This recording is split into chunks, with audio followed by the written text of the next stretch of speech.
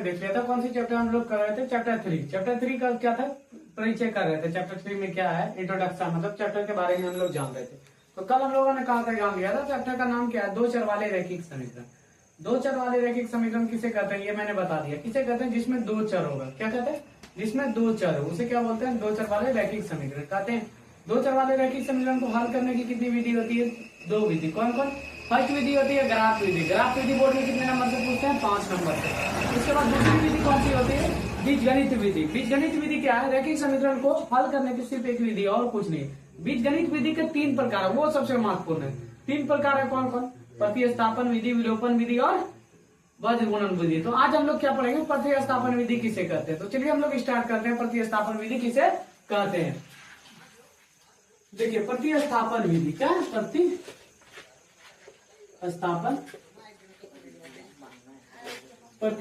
विधि किसे कहते हैं? प्रतिस्थापन विधि, पहले बात को मेरा समझिएगा, हम बोल क्या रहे हैं। प्रतिस्थापन विधि किसे कहते हैं? तो प्रतिस्थापन विधि में मान लीजिए आपके पास दो समीकरण दिया गया है। क्या? दो समीकरण मान लीजिए आपके पास दिया है, कुछ भी 2x प्लस कोई भी दो समीकरण दिया हुआ है, 3y = 10 दिया गया है। ये कौन सा समीकरण दिया गया? फर्स्ट समीकरण। उसी तरह दूसरा समीकरण भी आपको मिलेगा देखने के लिए, 4x - 4y = 9 दिया गया। ये कौन सा समीकरण दिया गया? दो समीकरण। फर्स्ट समीकरण, उसके बाद दूसरा समीकरण दिया गया, और इसको बोलते हैं आपको कि प्रतिस्थापन विधि से हल कीजिए। पहले हम समझा रहे हैं आपको क्या होता है प्रतिस्थापन विधि। प्रतिस्थापन विधि से हल कीजिए। किसी एक दोनों समीकरण में से किसी एक समीकरण को क्या करना पड़ता है पता है? बदला जाता है। किसी एक चर का मान निकालना पड़ता है, और वो चर का मान निकाल करके क्या करते हैं हम लोग? दूसरे समीकरण में उस चर का मान को क्या करते हैं? बैठा देते हैं। किसी एक समीकरण को, या तो फर्स्ट समीकरण को बदलिए या फिर सेकंड समीकरण को बदलिए। किसी एक समीकरण को क्या करना? आपको बदलना है। किसी एक, दोनों समीकरण में से किसी एक समीकरण को बदलना, और वो समीकरण को बदल करके क्या करना है? एक चर का मान निकालना। जैसे इसमें से क्या बोले थे? दो चर वाले रैखिक समीकरण का कहने का अर्थ ये कि दो चर आपको हर समीकरण में मिलेगा देखने के लिए, और इसमें से क्या करना? हमको एक चर का मान निकालना। किसका? एक चर का। किसमें? समीकरण, किसी एक समीकरण को, या तो आप फर्स्ट समीकरण को बदल दीजिए या फिर सेकंड समीकरण को। किसी एक समीकरण को आप बदलिए। जैसे मान लीजिए हम यहाँ पर फर्स्ट समीकरण को बदल रहे हैं, देखिए प्रतिस्थापन विधि। तो हम क्या लिखेंगे पता है? समीकरण एक को प्रतिस्थापन विधि द्वारा हल करने पर, प्रतिस्थापन विधि द्वारा हल करने पर लिख दिया है। क्या लिखे हम? पर किस, या तो आप ये दूसरा समीकरण को भी हल कर सकते थे। किस विधि से? प्रतिस्थापन विधि से। या तो फर्स्ट समीकरण को हल कीजिए या सेकंड समीकरण को। क्या करना? हल करके किसी एक चर का मान निकालना। किसी एक समीकरण को बदल करके किसी एक चर का मान निकालना। इस बात को समझ लीजिएगा। क्या लिखे? समीकरण एक को प्रतिस्थापन विधि द्वारा हल करने पर। प्रतिस्थापन विधि कहते किसे? वही समझा। देखिए समीकरण एक क्या है हमारे पास? 2x + 3y है बराबर में 10 है। क्या बोले इसमें? दोनों चर में से किसी एक चर का मान निकालना। क्या करना? दोनों चर में से किसी एक चर का मान निकाल करके दूसरे समीकरण में क्या करना? पुट कर देना। जैसे हम लोग दूसरा समीकरण का निकालेंगे तो दूसरा समीकरण में से किसी एक चर का, या तो x चर का मान निकालेंगे या y चर का। एक चर का जब मान निकल जाएगा तो उसको क्या करेंगे? दूसरा निकालना है तो फर्स्ट में उसको बैठा देंगे। उसी तरह यहाँ पर क्या करना है? हम लोग फर्स्ट निकाल रहे हैं तो किसमें बैठाएंगे इसको? दूसरा में। देखिए किसी एक चर का मान निकालना, या तो अब ये y वाला चर का मान निकाल लीजिए या फिर x वाला चर का। जब हम लोग x वाले चर का मान निकाल रहे हैं 2x, ये 3 किसमें? प्लस में ना, उधर जाएगा तो क्या आ जाएगा? 10 - 3y हो जाएगा। और क्या बोले थे? किसी एक चर का मान निकाला। अब यहाँ से क्या निकालिए पता है? x। क्या निकालिए? x जब निकालेंगे तो इधर क्या आ जाएगा? 10 - 3y, और ये गुना में था तो इस पर आ जाएगा, किसमें आ जाएगा? भाग में। हो गया। ये क्या था? निकल गया किसी एक चर का मान। किस चर का मान निकला? x का। तो अब इसको क्या करेंगे हम लोग? समीकरण 2 में ले जाकर के क्या करेंगे? बैठा देंगे। उसी को क्या बोलते हैं हम लोग? प्रतिस्थापन विधि। जैसे यहाँ x का मान निकला तो x का मान किसमें पुट कर देंगे? समीकरण 2 में ले जाकर के, जहां पर भी x है उस जगह क्या करेंगे? बैठा देंगे। इसी को क्या बोलते हैं हम लोग? प्रतिस्थापन विधि। प्रतिस्थापन विधि किसे कहते हैं? दिए हुए समीकरण में किसी एक समीकरण को बदलना पड़ता है। किसी एक समीकरण को क्या करना पड़ता है? बदल करके किसी एक चर का मान निकालना पड़ता है। उसके बाद वो मान निकाल करके या तो एक चर x निकालिए या y निकालिए, उसका मान निकाल करके दूसरे समीकरण में क्या करते हैं? उसको पुट कर देते हैं। तो हमारा क्या हो जाता है? x और y का वैल्यू क्या हो जाता है? आ जाता है। चलिए हम लोग सीखते हैं प्रतिस्थापन विधि कहते किसे हैं, वो लिखते हैं। हो गया होगा यहाँ पे प्रतिस्थापन विधि।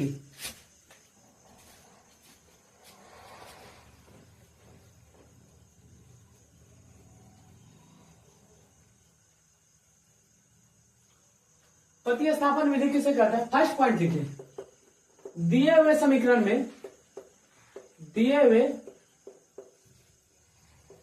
में दिए हुए समीकरण में किसी एक समीकरण को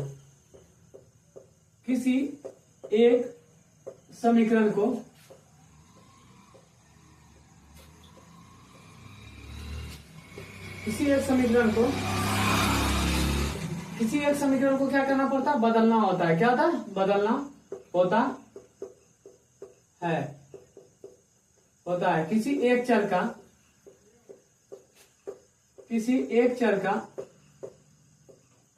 का मान निकालना पड़ता है, निकालना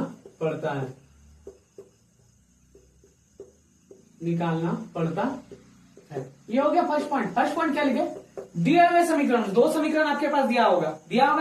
दिए हुए समीकरण में किसी एक समीकरण को, किसी या तो फर्स्ट समीकरण को बदलिए या सेकंड समीकरण को बदलिए, किसी एक समीकरण को क्या करना? बदलना। उसके बाद क्या करना? वो समीकरण फर्स्ट मान लीजिए, फर्स्ट समीकरण को बदलेंगे तो दो चर वाला रखिए समीकरण, तो ऑटोमेटिक है दो चर आएगा ना।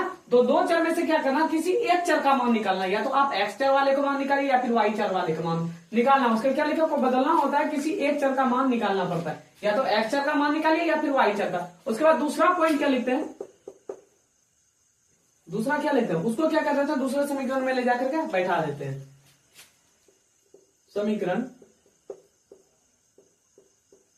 समीकरण 2 में उस चर का मान बैठाना होता है।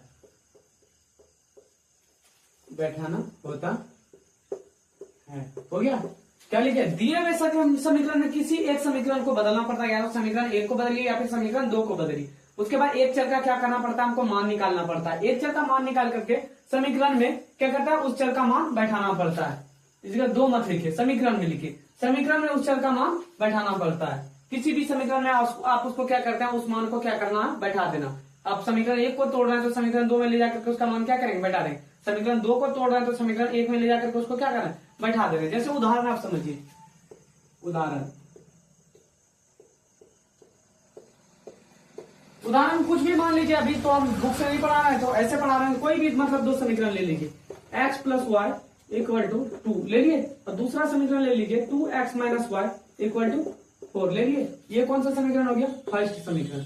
और ये दूसरा समीकरण। किस विधि से हल कर रहे हैं हम लोग? प्रतिस्थापन विधि। प्रतिस्थापन विधि से हल करने में क्या बोले थे? किसी एक समीकरण को आपको बदलना है, तो यहाँ लिख देंगे समीकरण 1 को हम लोग समीकरण 1 को बदल रहे हैं, 2 को नहीं, समीकरण 1 को। या तो आप 2 को भी बदल सकते हैं। समीकरण 1 को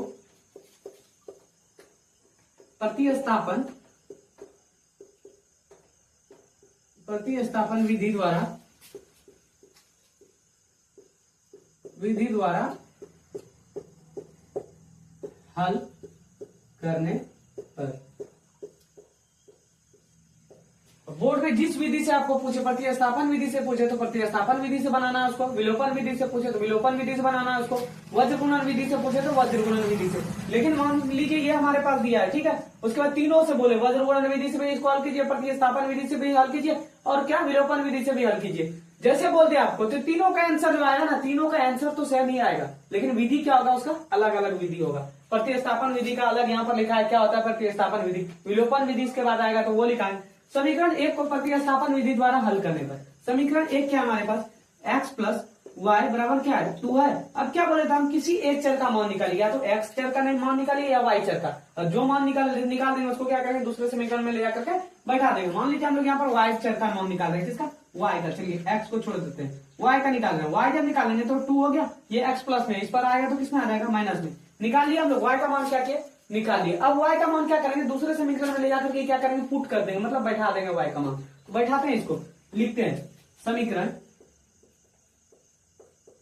2 में आप इस जगह x का भी मान निकाल सकते हैं। x निकालते तो क्या होता? 2 माइनस वाई होता। तो x का मान क्या करते? दूसरे समीकरण में ले जाकर के बैठ गए। समीकरण 2 में y बराबर क्या रखेंगे? 2 माइनस एक्स रखने पर रख दिए। अब यहाँ पर समीकरण 2 क्या है हमारे पास? 2x माइनस वाई बराबर क्या है? 4 है समीकरण 2। अब y जिस जगह भी है उस जगह क्या वैल्यू रखना हमको? 2 माइनस एक्स। तो यहाँ क्या रखेंगे? 2x माइनस वाई की जगह क्या रखेंगे हम लोग? 2 माइनस एक्स। 2 माइनस एक्स हो गया, बराबर में क्या है यहाँ? 4, यही है ना। अब इसको जब सॉल्व करेंगे तो देखिए 2x हो गया, ये माइनस अंदर जाएगा तो क्या हो जाएगा -2 हो गया, और ये माइनस जब अंदर जाएगा क्या हो जाएगा +x बराबर में 4 आ गया। अब जब इसको सॉल्व करेंगे तो क्या आएगा हमारे पास, जब इसको सॉल्व करेंगे तो 2x + 1x मिलकर के कितना हो गया 3x हुआ, 3x। और ये देखिए ये 4 यहाँ का प्लस में 4, ये 2 क्या माइनस में है ना, उस पर जाएगा तो किसमें हो जाएगा प्लस में, 4 प्लस कितना हो जाएगा 2 हो गया। अब यहाँ पर देखिए 3x बराबर क्या हो जाएगा 4 2 6। अब x का मान निकाल लीजिए आप लोग, x बराबर क्या हो गया 6 बटे, यहाँ गुना में इस पर आएगा तो भाग में 3 दूना 6। x का मान कितना आ गया हमारे पास, x का मान 2 आया। अब जो ये x का मान आ गया, अब इसको क्या आप जिसमें बैठाना बैठा है, समीकरण 1 में भी बैठा करके निकाल सकते हैं, समीकरण 2 में भी बैठा करके आप उसको निकाल सकते हैं। जैसे आप x का मान पुट कीजिएगा तो y का मान ऑटोमेटिक है कि हमको मेरे पास आ जाएगा। तो यहाँ तक हमको लग रहा है कि आप लोगों को समझ में आ गई होगी। अब देखिए इसके आगे करते हैं, x का मान कितना आया 2 आया, यहाँ तक हो गया ना। तो आगे बढ़ते हैं, x का मान नहीं तो इसी तरह हम बैठा देते हैं ताकि आप लोग को दिक्कत ना हो कि इधर मिटा दे रहे हैं फिर इधर कर देते हैं, नहीं। ये क्या देखिए समीकरण 2 में हम किसका, समीकरण 2 में किसका मान रखेंगे, समीकरण 2 में क्या रखें, समीकरण 2 में तो रख ही दिए, किसमें रखेंगे हम समीकरण 1 में, समीकरण 1 में किसका मान रख दें, किसी में भी आप रख सकते हैं, 2 में भी रख सकते हैं, 1 में भी रख सकते हैं, उससे कोई प्रॉब्लम नहीं है। समीकरण 1 में x बराबर क्या रखेंगे, समीकरण 1 में x बराबर क्या रखेंगे 2 रखने पर रख दिए। समीकरण 1 क्या था हमारे पास, x + y बराबर कितना था 2 था, x की जगह पर हम लोग क्या रखेंगे 2, तो यहाँ देखिए x की जगह पर हम लोग 2 रख देते हैं, प्लस क्या y बराबर 2 हो गया। अब यहाँ पर देखिए y जब हम लोग निकालेंगे तो ये 2 प्लस में है ना, तो इस पर आएगा तो किसमें आ जाएगा माइनस में आ गया, 1 2 कैंसिल, तो कितना आ गया y का मान, y इक्वल टू क्या हो गया 0। तो x का वैल्यू क्या आ गया हमारे पास 2 और y का वैल्यू 0 आया। तो आप लोगों को प्रतिस्थापन विधि समझ में आया, प्रतिस्थापन विधि किसे कहते हैं, प्रतिस्थापन विधि में क्या होता है, 2 समीकरण आपके पास दिया किसी एक समीकरण को आपको बदलना है, या तो समीकरण 2 को बदल लिया तो फिर समीकरण 1 को, जब बदलिएगा तो क्या करना है, उस किसी एक चर का मान निकालना। देखिए यहाँ पर बदले हम समीकरण 1 को बदले तो किसी एक चर का मान निकाले, यहाँ पर 2 चर है तो 2 चर में से किसी एक चर को हम मान निकाले तो एक चर का मान निकाल करके क्या कर देना, या तो आप 2 को बदलिए या फिर 1 को बदलिए, उसको क्या करना है फिर जिसमें आप 1 को बदल रहे हैं तो दूसरे में उसका मान पुट कर दिए, 2 को बदल रहे हैं तो 1 में आपको उसका मान क्या कर दीजिए पुट कर दीजिए। जब हम लोग रखें यहाँ पर दूसरा समीकरण में y का मान रखे तो ऑटोमेटिक मेरे पास क्या आ गया x का वैल्यू आ गया। जब x का वैल्यू आ गया तो x का वैल्यू किस में रख दिए, समीकरण 1 में या फिर समीकरण 2 में भी हम रख सकते थे, मान क्या होगा सेम ही आएगा, हो गया। यहाँ पर रख दिया, उसके बाद देखिए कितना आ गया हमारे पास 0 आ गया। ये समझने में तो आप लोगों को दिक्कत नहीं होनी चाहिए। पर फर्स्ट क्या था बीजगणित विधि का सबसे पहला विधि कौन था, प्रतिस्थापन। अब दूसरा विधि क्या, विलोपन विधि। क्या दूसरा विधि, विलोपन विधि। यही सेम समीकरण पर अभी हम आप लोगों को क्या दिखाएंगे, विलोपन विधि को हल करके, और सेम आंसर आएगा। क्या आएगा आंसर हमारा, क्या होगा सेम होगा, लेकिन विधि क्या होगा अलग अलग होगा। चलिए तो हम लोग क्या करते हैं, मिटा देते हैं इसको।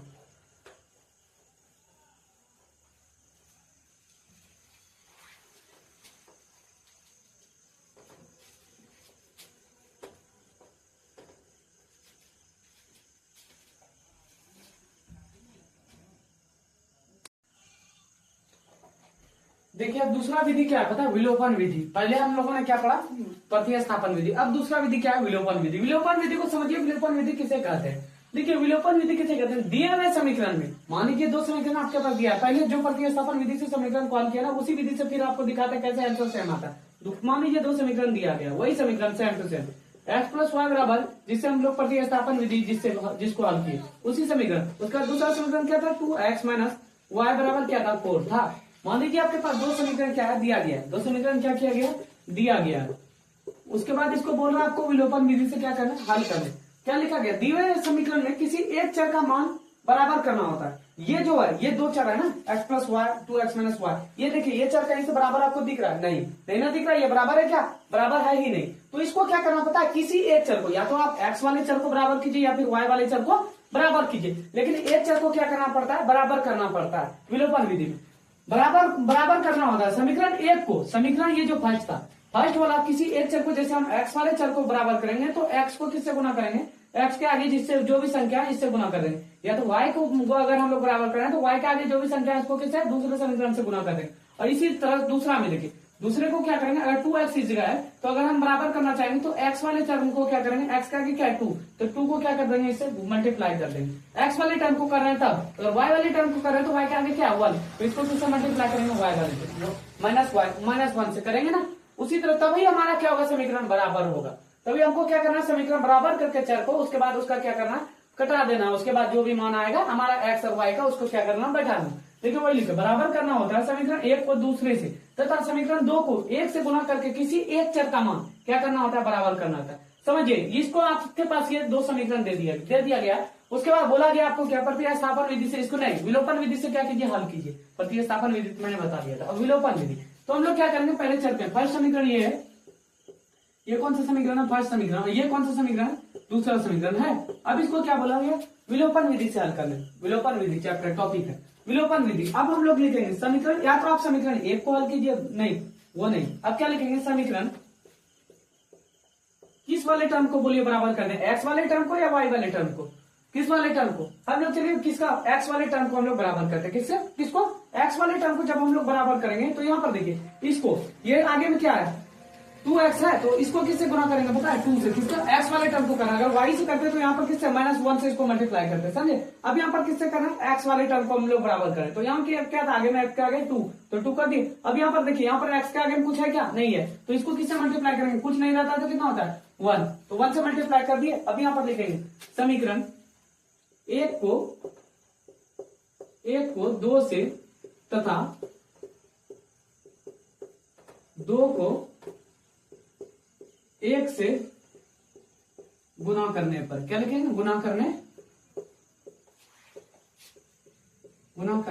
पर लिखिए। अब यहाँ पर देखिए किसी एक को, अब क्या करना है, इसको ये जो 2 है ये सबसे क्या करेगा, मल्टीप्लाई करेगा, गुना है ना समीकरण में। अब क्या करेगा, ये 2 सबसे मल्टीप्लाई करेगा, 2 ने जब x से मल्टीप्लाई करेगा तो क्या आएगा हमारे पास 2x हो गया। अब जब 2 ने y से मल्टीप्लाई करेगा तो क्या आएगा हमारे पास 2y हो गया। अब यहाँ पर देखिए, जब 2 ने 2 से मल्टीप्लाई करेगा तो कितना आएगा, 2 दूनी 4 हो गया। अब यहाँ पर देखिए 1 ने जब 2x से मल्टीप्लाई करेगा तो क्या आएगा, 2x आएगा। देखिए एक चर बराबर हुआ, या तो हम y वाले चर को बराबर करते तो y वाला चर भी बराबर होता, लेकिन x वाले चर को बराबर कर रहे हैं ना, तो x वाला टर्म बराबर हुआ, यहाँ पर भी 2x, यहाँ पर भी 2x हुआ। अब उसी तरह 1 ने जब -1 से -y से मल्टीप्लाई करेगा तो क्या आएगा, y आएगा। जब उसके बाद 1 ने जब 4 से मल्टीप्लाई करेगा तो क्या आएगा, 4 आएगा या नहीं आएगा, आ गया। अब क्या करना है आपको, साइन चेंज करना है, यहाँ क्या करना है, साइन चेंज, यहाँ प्लस है तो माइनस, यहाँ माइनस है तो प्लस, यहाँ प्लस है तो माइनस, साइन चेंज कर दिए। अब यहाँ पर क्या कर देना, देखिए कटा देना, एक प्लस माइनस क्या हो गया, कैंसिल हो गया। अब यहाँ पर देखिए क्या है, 2y में एक y, अगर जब हम लोग क्या करते हैं, नहीं ये प्लस माइनस मैंने साइन पहले बताया था, अगर प्लस माइनस उसमें रहता है तो क्या करते हैं हम लोग, जोड़ देते हैं, क्या करते हैं, जोड़ देते हैं। लेकिन साइन क्या यूज करना है हमारे पास, जो बड़ा रहेगा उसी का साइन क्या करना हमको यूज करना है। तो देखिए यहाँ पर 2y था और 1y मिलकर के कितना हो गया 3y, लेकिन बड़ा साइन किसका है, प्लस वाला का, तो कितना हो जाएगा 3y। और इधर बराबर में देखिए एक प्लस में और एक किसमें है, माइनस में है ना, तो क्या करेंगे, एक प्लस माइनस को कटा देंगे तो कितना आ जाएगा, इधर 0 आ गया। y का जब हम लोग वैल्यू निकालेंगे, y बराबर क्या हो जाएगा, 0/3 हो जाएगा, तो y का वैल्यू कितना आ गया, 0 आ गया, 3 का कोई मान नहीं। y का वैल्यू जब 0 आ गया तो हम लोग क्या करेंगे, समीकरण किसमें बैठा देंगे, किसी में भी बैठा सकते हैं आप, एक में भी बैठा दीजिए या समीकरण 2 में बैठा दीजिए, किसी में भी आप ले जाकर इसको क्या कर सकते हैं, बैठा दें। जैसे हम लोग क्या करते हैं, समीकरण एक में y का y लिखे, y इक्वल टू 0 लिखे, कुछ भी लिखे, y इक्वल टू 0 रखने पर रख दिए, किसमें, समीकरण एक में। जब 0 रखेंगे, देखिए समीकरण एक क्या था हमारे पास, x प्लस y बराबर कितना था, 2 था। अब x यहाँ पर रह गया, y की जगह क्या रखेंगे हम लोग, 0, तो बराबर 2। जब यहाँ पर देखिए x 0 उस पर जाएगा तो क्या होगा, 2 में 0 घटाएंगे तो 2 ही बचेगा ना, x बराबर क्या होगा 2। आया समझ में, विलोपन विधि किसे कहते हैं, विलोपन विधि किसे कहते हैं, दिए हुए समीकरण में किसी एक चर का मान बराबर करना होता है। समीकरण एक को तथा 2 से तथा समीकरण 2 को 1 से गुना करके किसी एक चर का मान क्या करना पड़ता है, आपको बराबर करना पड़ता था। ये हमारे पास दो समीकरण दिया गया। अब हम लोग मान लीजिए यहाँ पर x वाले चर को बराबर किए, तो x के आगे यहाँ पर कुछ है नहीं, तो इसको किससे गुना करना है, दूसरे समीकरण से करना। x के आगे कुछ नहीं था तो 1 था, तो किससे किया इसको, दूसरे समीकरण से। यहाँ पर देखिए x वाले टर्म को हम लोग बराबर कर रहे हैं, जब यहाँ पर क्या था 2 था, तो इसको कौन से समीकरण से गुना किया, फर्स्ट समीकरण से। दूसरे वाले को फर्स्ट से गुना करना, फर्स्ट वाले को किससे करना, दूसरे से। आया समझ में इस बात को। उसके बाद जब क्या करना, समीकरण 1 को 2 से तथा समीकरण 2 को किससे करना, समीकरण 1 को 2 से तथा 2 को 1 से गुना करने पर, इस जगह 1 लिखना है, समीकरण निकालिए, समीकरण 1 से गुना करने पर हो गया। अब यहाँ पर देखिए क्या लिखे, जब हम लोग यहाँ पर लिखे बराबर के 2 इंटू एक्स, 2x आया, 2 इंटू वाई क्या आया, 2y आया, 2 इंटू 2 कितना आया, 4 आया। अब यहाँ पर देखिए 1 ने जब पढ़ा 1 इंटू 2x, 2x आया, उसके 1 इंटू माइनस वाई, तो y माइनस वाई आया, 1 इंटू 4, तो वह 4 आया यहाँ पर। अब क्या किया हम लोग, साइन चेंज किए, जैसे बहुपद वाला में करते थे ना साइन चेंज भाग वृद्धि में, तो उसी तरह हम लोग क्या किए, साइन चेंज किए। यहाँ प्लस था तो यहाँ क्या कर दिया माइनस, यहाँ माइनस था तो यहाँ पर क्या कर दिए प्लस कर दिए। अब उसके बाद क्या करना था देखिए, इसके बाद यहाँ पर क्या करते हैं, एक प्लस माइनस यहाँ पर भी कैंसिल हो गया, एक प्लस माइनस यहाँ पर भी क्या हो गया, कैंसिल हो गया, बराबर हो गया। अब y का मान कितना आ गया यहाँ पर, अब देखिए यहाँ पर क्या बच गया, 2y और 1y मिलकर के कितना हो गया, 3y बच गया, और यहाँ पर क्या आ गया 0, 4 तो कैंसिल हो गया, और यहाँ y का मान कितना आ गया 0 आया। y का मान जब 0 आ गया तो इसको क्या करते हैं हम लोग, समीकरण 1 में या समीकरण 2 में, जिसमें बैठाना आप लोग बैठा करके निकाल लीजिएगा कि ये 2 ही आएगा। आया समझ में। अब देखिए हम क्या बता रहे हैं, पहले हम क्या प्रतिस्थापन विधि, उसके बाद दूसरा विलोपन विधि, लेकिन आंसर क्या आ रहा है, सेम आ रहा है। अब आपको बताएंगे वज्रगुणन विधि से भी आंसर क्या आएगा, वो भी आंसर क्या आएगा हमारे पास, सेम आएगा। वज्रगुणन विधि से देखिए, वज्रगुणन विधि क्या होता है, वज्रगुणन विधि, लेकिन आंसर तीनों का क्या आएगा, सेम आएगा। वज्रगुणन विधि, इसका फॉर्मूला होता है, वज्रगुणन विधि का फॉर्मूला क्या होता है, किसी को पता है क्या, वज्रगुणन विधि का फॉर्मूला होता है, अगर किसी को याद नहीं है तो शॉर्ट ट्रिक मेरे साथ जाएंगे याद करने के लिए।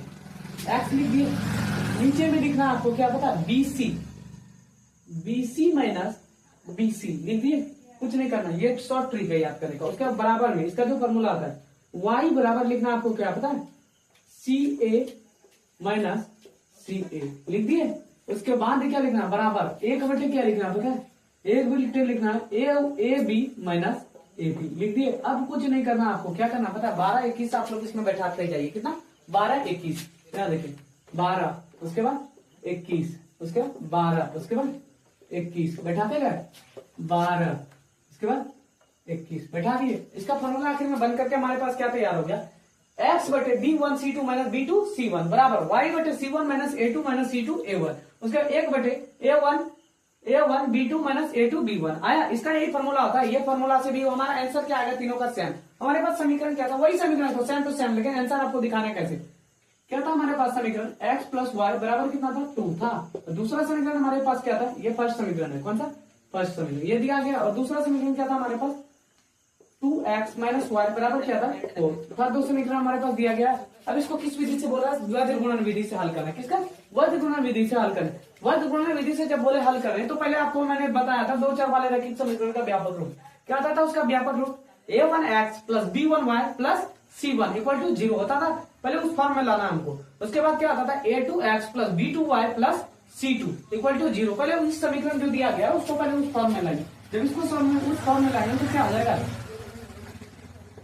और किस विधि से बोल रहा है, वज्रगुणन विधि से हल करने के लिए जानिएगा। पहले यहाँ पर क्या x है, x प्लस y, और ये 2 प्लस में, इस पर लाइन तो माइनस में, 2 इक्वल टू क्या हो गया 0 हो गया। ये कौन सा समीकरण हो गया हमारे पास, फर्स्ट समीकरण हो गया। इसको पहले उस फॉर्म में ला रहे हैं, किसका, a1x वाला 2 चर वाले रैखिक समीकरण के फॉर्म।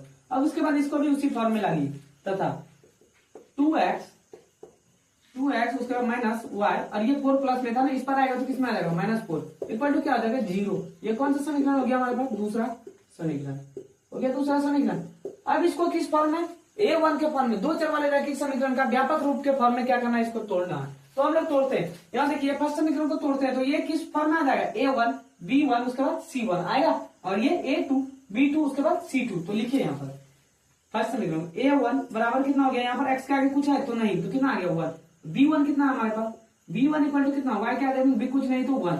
c1 कितना हमारे पास -2 है, तथा अब उसी तरह दूसरे को तोड़िए, दूसरा समीकरण को, ये किस फॉर्म में टूटेगा, a2 के फॉर्म में। a2 बराबर क्या हो जाएगा, a2 बराबर 2, b2 क्या हो जाएगा यहाँ पर, b2 बराबर क्या हो जाएगा -1 होगा। उसके बाद c2 बराबर क्या हो जाएगा, c2 बराबर क्या हो जाएगा -4 हो गया। और किसी ये फॉर्म में टूट गया। अब इसको क्या करना, वज्रगुणन विधि के सूत्र पर क्या कर देना, बैठा देना। क्या करना, वज्रगुणन विधि के सूत्र पर क्या कर देना, बैठा देना। चलिए हम लोग यहाँ पर बैठाते हैं, यहाँ पर बैठेगा, यहाँ पर क्योंकि फॉर्मूला लिखा था तो वही इसी कारण हम सोचे क्या इसी जगह बैठा देते हैं, बैठा दें इस जगह। चलिए बैठा देते हैं इस जगह। तो देखिए पहले क्या x है, तो ऊपर में क्या लिख दिए, x लिख दिए, और नीचे में देखिए पहले यहाँ क्या b1 हम लोगों के पास क्या है, b1 1 है तो 1। उसके बाद क्या गुना है बीच में। उसके बाद c2 देखिए हमारे पास कितना, c2 कितना -4, तो इसको क्या कर दिए -4 से क्या कर दिए मल्टीप्लाई।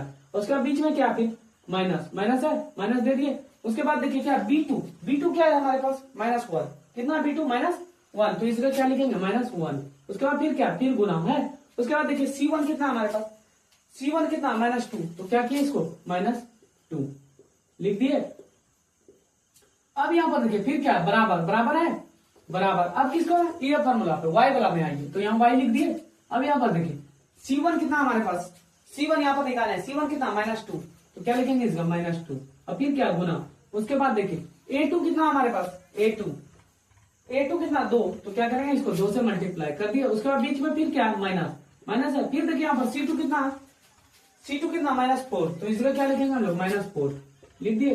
और फिर क्या करना है, इसको गुना करना। उसके बाद क्या A1 कितना था हमारे पास 1 था, तो इसको क्या कर दिए 1 से गुना कर दिए। अब यहाँ पर फिर क्या बराबर कर दिए। अब इस पे आइए 1, यहाँ पर क्या A1 कितना था हमारे पास 1, तो 1 लिख दिए। और गुना में लिखे फिर B2 कितना B2 था -1, तो क्या कर दिए -1 इस जगह क्या कर दिए पुट कर दिए। अब फिर बीच में क्या माइनस का चिन्ह माइनस लगा दिया। अब A2 देखिए कितना यहाँ पर हमारे पास 2, कितना A2 2 हो गया। फिर गुना कीजिए। अब B1 कितना, ये देखिए B1 कितना 1, तो क्या करेंगे इस जगह 1 लिख दिया। अब इसको क्या करना, सॉल्व कीजिए आप, तो क्या करना है इसको सॉल्व कीजिए। यहाँ पर ऊपर में क्या x, तो x लिख दिया हम लोग। चलिए अब यहाँ पर देखिए क्या है, 1 ने जब -4 से मल्टीप्लाई करेगा तो क्या आ जाएगा हमारे पास -4 आएगा या नहीं आएगा। 1 ने जब -4 से क्या, अब यहाँ पर देखिए माइनस क्या कर रहा है, यहाँ पर देखिए माइनस क्या कर रहा है प्लस। 1 ने जब 2 से मल्टीप्लाई किया तो कितना हुआ 2 ने माइनस आ गया में, तो प्लस माइनस क्या हो गया माइनस, तो कितना हो जाएगा यहाँ पर -2 हो गया। आया या नहीं, ये समझ में आया। माइनस प्लस, 1 ने 2 से मल्टीप्लाई किया तो 2 हो गया, और 2 ने जब माइनस से मल्टीप्लाई किया तो क्या हो गया -2 आया। अब यहाँ पर देखिए फिर क्या बराबर है। अब यहाँ पर देखिए क्या y है, अब उसको भी बराबर गुना करके लिखिए कितना हुआ, तो यहाँ पर क्या -2 × 2 कितना हो गया -4 हुआ। उसका फिर देखिए माइनस क्या कर दिया +4, तो यहाँ पर समझ में आया। -2 × 2 कितना हो गया -4 हुआ। उसके बाद माइनस क्या कर दिया +4 × 1 कितना हुआ 4 आया। अब यहाँ पर फिर बराबर कीजिए। जब इसको बराबर करेंगे तो क्या हो जाएगा 1/, यहाँ पर देखिए 1 ने -1 से मल्टीप्लाई किया तो कितना हो गया -1, -2 ने जब -1 से मल्टीप्लाई किया तो क्या आ गया -2 आया। इतना समझ में आया सबको। अब यहाँ पर क्या करेंगे हम लोग बराबर करेंगे। x बराबर क्या आ जाएगा -4 और -2 कितना हो जाएगा -6 हुआ। अब यहाँ बराबर कीजिए y बराबर क्या आ जाएगा, ये देखिए 4 तो कैंसिल हो गया, क्या आ गया y का वैल्यू 0 आ गया, नीचे में कितना आ गया 0 आया। अब यहाँ पर देखिए 1/, क्या हो जाएगा -1 और -2 मिलकर के कितना हो गया -3। अब क्या करना पता है, एक बार x वाले टर्म को 1/3 के साथ बराबर कीजिए, और एक बार y/0 को क्या कीजिए इसके साथ बराबर कीजिए। तो चलिए हम लोग बराबर करते हैं। तो x/-6 बराबर में क्या करेंगे 1/, कितना -3 है, इसको बराबर कर दिए। अब तथा इधर भी करेंगे हम बराबर, y को भी बराबर करेंगे इसके साथ। एक बार इसको इसके साथ बराबर करेंगे, एक बार इसको इसके साथ बराबर। y/, कितना y/0 बराबर क्या है यहाँ पर 1/-3, ये कर दिए दोनों को बराबर। अब क्रॉस मल्टीप्लिकेशन कीजिए। देखिए यहाँ पर क्रॉस मल्टीप्लाई होगा, x ने 3 से जब मल्टीप्लाई करेगा तो क्या आ जाएगा -3x होगा, यहाँ पे होगा -1 ने जब इससे मल्टीप्लाई करेगा तो कितना आ गया -6 आया। अब यहाँ पर बराबर तथा लिखिए, तथा उसके बाद देखिए यहाँ पर y ने जब -3 से मल्टीप्लाई करेगा तो क्या आ जाएगा -3y होगा। अब 1 ने जब 0 से मल्टीप्लाई करेगा तो क्या आ गया 0 आया। अब यहाँ पर तो सेम चीज आएगा, क्या आएगा यहाँ पर देखिए 1 - नेगलेक्ट हो गया, खत्म हो गया। अब यहाँ पर बचा क्या x का वैल्यू निकालिए, ये 3 गुना में है ना, तो उस पर जाएगा तो कितना आएगा भाग में 3 दूना 6, x का वैल्यू क्या आया, x का वैल्यू 2। इधर भी बराबर कीजिए तथा क्या है हमारे पास -3y इक्वल टू क्या आ गया 0 आया था ना, ये आया था। अब यहाँ पर y जब हम लोग निकालेंगे तो कितना हो जाएगा 0/-3 हो गया, तो y का वैल्यू कितना आ गया यहाँ पर, y का वैल्यू 0 आ गया। क्या समझ में आया, तीनों विधि से आंसर सेम आया। x का इसमें भी देखिए वैल्यू कितना आया 2 आया, y का वैल्यू कितना आया 0 आया। हम किसी भी विधि से हल करें तो वो आंसर हमारा क्या होना चाहिए सेम आना चाहिए, या तो वज्र गुणन विधि से हल करें, या फिर किससे विलोपन विधि से हल करें, या फिर उसको किससे प्रतिस्थापन विधि से हल करें, लेकिन आंसर तीनों का क्या आया ना सेम। हम एक किसी 2 समीकरण को लेकर के चले, दोनों समीकरण को हम दिखाए कि तीनों में से क्या आता है, तीनों का आंसर क्या आता है सेम आता है, लेकिन विधि क्या होता है वो अलग अलग हल करने की विधि होती है। प्रतिस्थापन विधि का विधि अलग होता है, विलोपन विधि का विधि अलग होता है हल करने का, उसके बाद वज्र गुणन विधि का अलग विधि होता है। तीनों का विधि क्या है अलग अलग, लेकिन आंसर क्या आएगा तीनों का सेम आएगा। आया समझ में। चलिए तो आज की क्लास हम लोग क्या कहते हैं यहीं पर समाप्त करते हैं, मिलते हैं कल की क्लास में, क्योंकि अभी इस चैप्टर के बारे में और आगे तक भी जानना, आगे और भी सवाल है इसमें, और भी चैप्टर के बारे में हमको पढ़ना, तो मिलते हैं हम लोग अगले क्लास में।